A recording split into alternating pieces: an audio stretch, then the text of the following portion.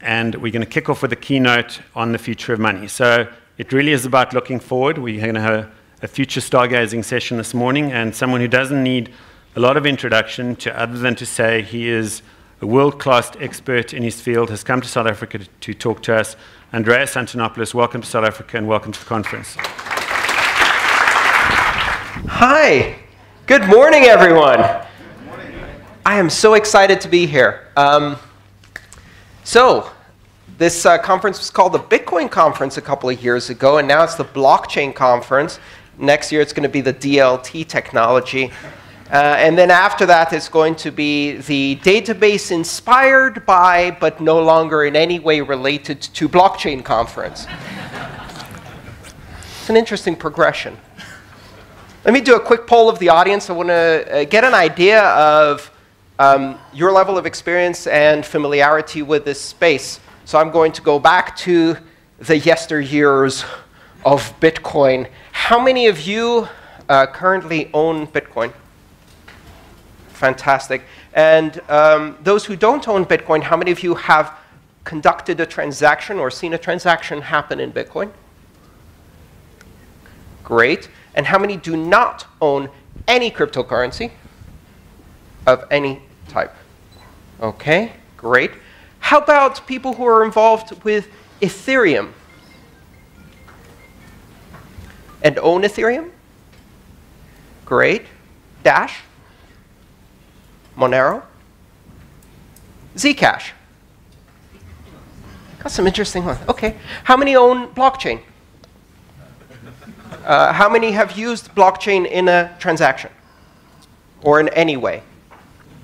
Other than the 5 things I mentioned previously. All right. OK, so breakdown for you, for those who can't see what the audience is doing. About 60 to 70% have Bitcoin at the moment, or have conducted a transaction. About 30 or 40% with Ethereum, smaller minority with Dash, Monero, and Zcash. Nobody owns blockchain. And this is interesting. This is exciting. Great. So let's get started. What exactly is going on here? Is this the greatest technological innovation and explosion of innovation since the mobile internet, or maybe even the internet itself? Or is this the greatest load of hype ever arranged around a technology in the history of technology? Both. And in fact, that's a characteristic of advanced technologies. I often say that where Bitcoin and the other open blockchains are today is approximately where the internet is in 1992. In terms of technology, in terms of infrastructure deployment, in terms of adoption patterns, this technology is approximately where the internet was in 1992. But the hype around blockchain is exactly where the hype around the internet was in 1998. You know what comes next. There will be a shakeout. When the waters recede, you can tell who on the beach wasn't wearing a swimsuit. They stand there naked. It's an empty promise. This will happen in the blockchain space. There is a lot of bullshit being peddled to VCs, to investors, to initial coin offering buyers, to uneducated investors. There's a lot of Ponzi schemes. There's a lot of pyramid schemes. There's a lot of empty promises. There's also a lot of business as usual disguised as innovation, disguised as disruptive technology. And so we're at this strange moment where the underlying technology really is, truly is, massively disruptive, massively innovative. The amount of research that's happening today in applied cryptography is unprecedented. We are looking at the largest civilian deployment of public key cryptography ever. because it turns out that people only protect keys when those keys are attached to value, and nothing teaches someone security fast enough than having their Bitcoin on a Windows machine. Holding your own Bitcoin very quickly changes your attitude towards information security. You didn't care about your photos. Some didn't even care about your sexy photos. You didn't care about your location, the fact that everything you do was tracked. You didn't care about posting your entire life on Facebook. You used the same password, password1234, on 17 different sites. You didn't know what two-factor authentication was, and then Bitcoin happened. And suddenly you're on a steep learning curve and getting better every day. Now you're telling your friends about two-factor authentication, and you're horrified to remember how you used to practice security, because storing value has this unique ability to focus your mind on the aspects of security that matters. So this technology is driving this groundswell of security awareness. It's driving the most incredible research in applied cryptography we've ever seen. Some of you are probably quite technical. You're involved in computer science. You've seen what's happening here. Nobody thought that we would be doing applied Schnorr signatures. Nobody thought we'd be looking at advanced elliptic curve applications. Nobody thought we'd be doing things like ring signatures and range proofs for confidential transactions. The state of anonymity and privacy is advancing rapidly. We're building a whole new world in terms of cryptography, and this is applied cryptography on the largest cryptographically secured network the world has ever seen. That's not business as usual. It's highly disruptive. Now, out of that came this fantastic saying: blockchain is the technology behind Bitcoin, which is incorrect. Blockchain is one of the 4 foundational technologies behind Bitcoin, and it can't stand alone. But that hasn't stopped people from trying to sell it. Blockchain is Bitcoin with a haircut and a suit that you parade in front of your board. It's the ability to deliver a sanitized, clean, comfortable version of Bitcoin, to people who are too terrified of actually disruptive technology. And so you get into this very strange world where the words no longer mean anything. Can you define blockchain for me? I think a few people in this room could probably define blockchain, but the real challenge would be, can you define blockchain in such a way that I can't do search and replace with the word database and still make that sentence work? Because that's the challenge. If what you're doing is a database with signatures, it's not interesting. It's boring. What is the essence of Bitcoin? It's not blockchain. The essence of Bitcoin is the ability to operate in a decentralized way without having to trust anyone. The essence of Bitcoin is to be able to use software to authoritatively, independently, without appeal to authority, verify everything yourself. You don't trust the other nodes you're talking to. You assume they're lying. You don't trust the miners. You don't trust the people creating the transactions. You don't trust anything other than the outcome of your own verification and validation. And through that, you end up trusting in something more important, the network effect. Bitcoin introduced the concept of decentralized security through computation. And this has not yet sunk in. What Bitcoin does is it allows you to replace a security model that is based around concentric circles of access and control with an institution in the center, with a security model that is inside out, open and accessible to everyone. A security model that is based on market forces and game theory. It is the first market-based security model, where a series of incentives and punishments ensure that the ultimate result is you can trust the platform itself as a neutral arbiter that is not controlled by anyone, without third parties, without intermediaries. Bitcoin revolutionizes trust. Now, it's difficult to have that conversation if you only focus on Bitcoin. And arguably, a lot of people have said, but it's not just about currency. What about the other applications? And it's not just about Bitcoin. What about the other blockchains? And so in that sense, the term blockchain means something, but only if you define it very, very narrowly. I use the qualifier open to talk about open blockchain. What I'm interested in is the applications of this technology that enable you to run a decentralized, trustless system that does not rely on anyone as an intermediary of trust, because that is the disruption here. That is the essence of this technology. So that essence is seen in other systems. Ethereum exhibits it for the application of smart contracts. But those smart contracts only work if you don't have to trust anyone to execute the smart contract correctly. And you can only trust that that's going to happen if everyone can participate in an open manner and verify each other.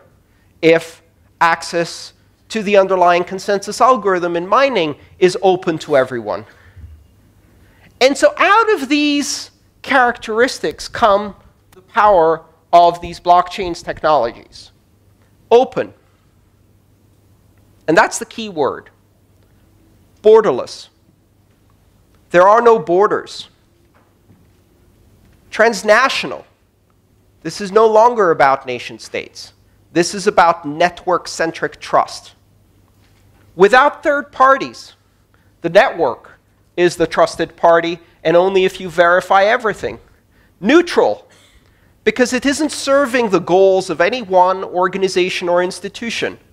It follows the consensus rules neutrally. Everyone follows the consensus rules neutrally. Your transaction, there's no such thing as a good transaction or a bad transaction, a valuable transaction or a spam transaction, an authorized transaction or an unauthorized transaction, a legal transaction or an illegal transaction. In these systems, there is only a valid or an invalid transaction based on the consensus rules, and it doesn't matter who the sender is, who the recipient is, or what the value or asset or smart contract that's being executed is. Neutrality, radical neutrality. And, of course, censorship resistance. The ability to ensure that in order for the system to be open and borderless and transnational and neutral, it must be able to defend these properties by making it impossible for any actor or even several colluding actors from censoring, disrupting, blacklisting, restricting, seizing, freezing transactions, users, countries from participating in this network. Those are the important characteristics of these new, open, decentralized systems of trust that do not depend on institutions. So what I'd like to equip you with is a set of criteria to understand when you are being presented with something, perhaps to invest, or to be employed, or to engage in some way, and it calls itself a blockchain, or a distributed ledger, or one of these other names that are coming out. How can you tell? Blockchain or bullshit? They both start with a B. What's the difference? If you can replace the word blockchain with database and the brochure reads the same, it's business as usual. It's not decentralized. It's not borderless, neutral, censorship resistant, open. It reestablishes trust in intermediaries. It's just a database. And that is not disruptive. The idea that we're going to take this technology and use it to improve the operating margins of centralized institutions of trust so that they can continue business as usual, I'd say it's abhorrent, but that's a strong word. It's just boring. Really, really boring.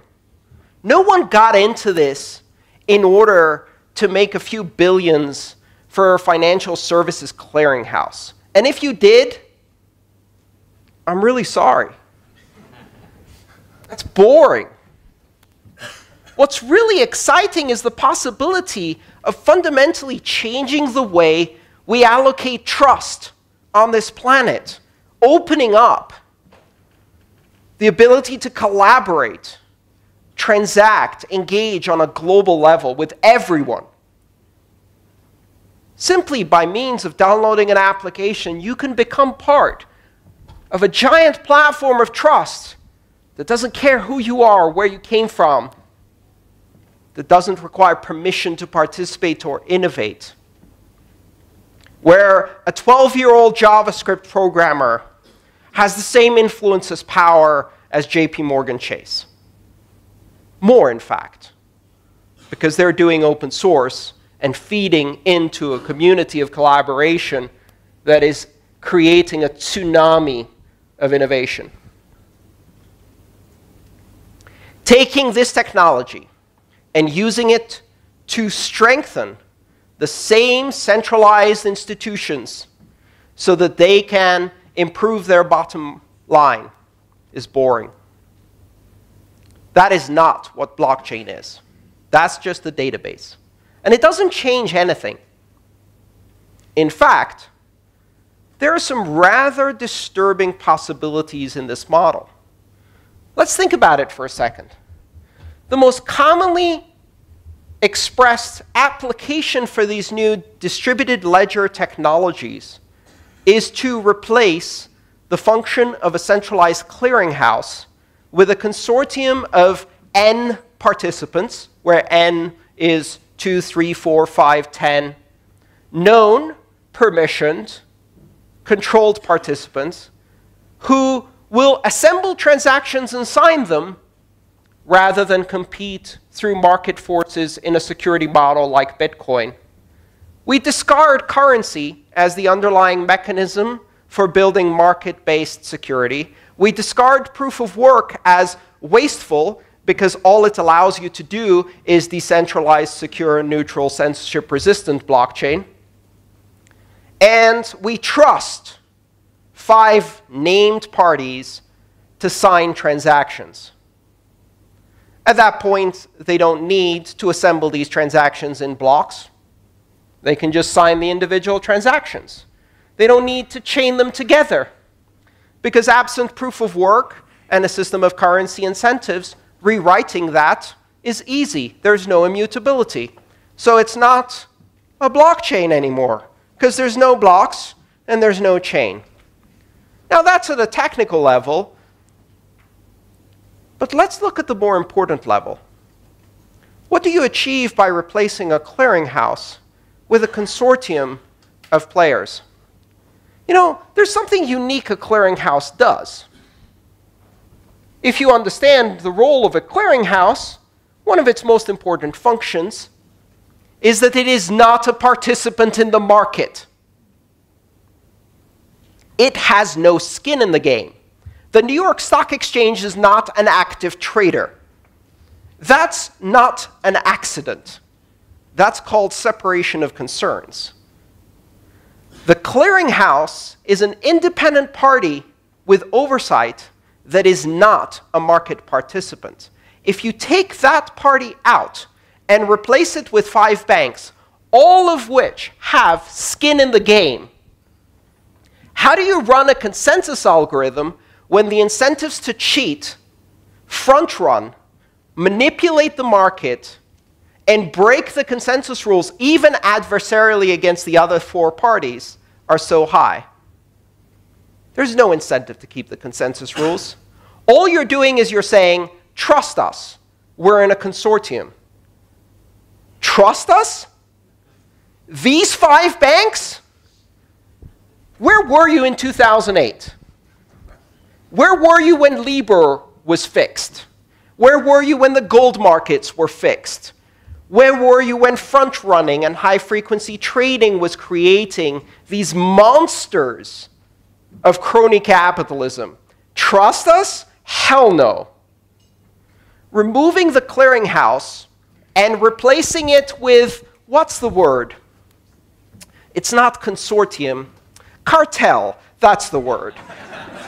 With a cartel of the same market makers who have manipulated and compromised every market in history, and doing that in a way that closes this from transparency, that's not a recipe for efficiency, immutability, security, transparency. That's not a blockchain. That's a bullshit. It's a very profitable bullshit. It requires you to have confidence in the game. A con game, as it's known. Be careful what you evaluate when you see these technologies taking something whose fundamental purpose is to remove trusted intermediaries and create an open, borderless, neutral system, and turning it into a tool for a bunch of untrustworthy trusted parties to manipulate markets is going to be a disaster. And they're going to do it. I have some consolation in the fact that their keys will leak. Because when you centralize a system, you have to keep the security of those 5 keys. And none of them have ever managed to do that. All of the companies involved in this brave new business-as-usual space have been hacked, breached, leaked, whistleblown a dozen times. They can't keep information secure. No one can. The whole point of a decentralized blockchain is you don't keep the information secure. You spread it out so thin, there's no place to attack it directly. That's what makes it secure. So what happens when you concentrate it among 5 participants? I can't wait until the anonymous WikiLeaks collaborative dump of the titans of Wall Street and their ledger of every transaction they've ever done. I can't wait. It's going to be so much fun, and it is going to happen. You cannot secure these things. So, does that mean there's nothing there? No. Again, we go back to the other side. There is an incredibly promising technology. And that technology is based on an architecture of openness. People are examining this market, and they're grasping and reaching out in darkness. When you have a brand new disruptive technology, you can't see the margins. It's like stumbling around a dark room. Somewhere in there is a billion-dollar company. Somewhere in there is an opportunity. And you have to figure out what market exists that will create opportunity, that will change the world, that will have an impact on humanity. Entrepreneurs look at other people's problems and see them as opportunities. When journalists in 1997 were writing about the imminent failure of the internet because of the impossibility of finding anything, Larry Page and Sergey Brin were finding stuff and building a multi-billion-dollar empire on solving the unsolvable problem of search. There are seemingly unsolvable problems in the open, decentralized, public, transparent, neutral, censorship-resistant, global, trustless network platform that is the blockchain. And these other blockchains, Bitcoin, Ethereum, and the many other systems that are gradually trying to find their niche. Where are those markets? There are 3 elements to success in this industry. The first one is identifying a viable market, right? You've got to stumble in the dark and find something useful. And very often, the people stumbling in the dark, they don't find anything useful, right? In 1997, Petco was building an online commerce empire for pet supplies. It was too early. The market didn't exist. Webvan, was delivering groceries to homes in San Francisco. Failed miserably. Was that the right market? Maybe. But it was the wrong time. So that's the second important element, right? Timing. You can identify something that at some point will be enormous, but you're off by a decade. And then the most important factor, sequencing, the prerequisites. Why did Facebook not happen in 1992? You didn't have enough density of adoption. You didn't have mobile devices that were permanently connected. You didn't even have home-based internet that was permanently on. You didn't have a dense social network in order to engage with the people you knew, because the people you knew barely had email or didn't have email, right? So you can't build a system of complexity that depends on many-to-many interaction with high density when you're still doing applications that are one-to-one with low density, right? It's like trying to fuse hydrogen directly into carbon. Can't do that. You've got helium, lithium, beryllium. You've got a long way to go. Keep smashing things together before you get enough density that you can start doing interesting things in organic chemistry, right? To use an example from science. Bottom line is, you can't do advanced real estate title applications, voting on the blockchain, retail markets. You can't do consumer-to-consumer dense markets. You can't do points of sale retail with these systems yet. You can't do most of the things yet that might be very interesting markets. And the reason you can't do them is because there's not enough liquidity, there's not enough users, there's not enough adoption, the user interfaces are terrible, the applications are still at their infant stage. That doesn't mean these things can't happen. It just means they're not happening this year. We're going to see this play out.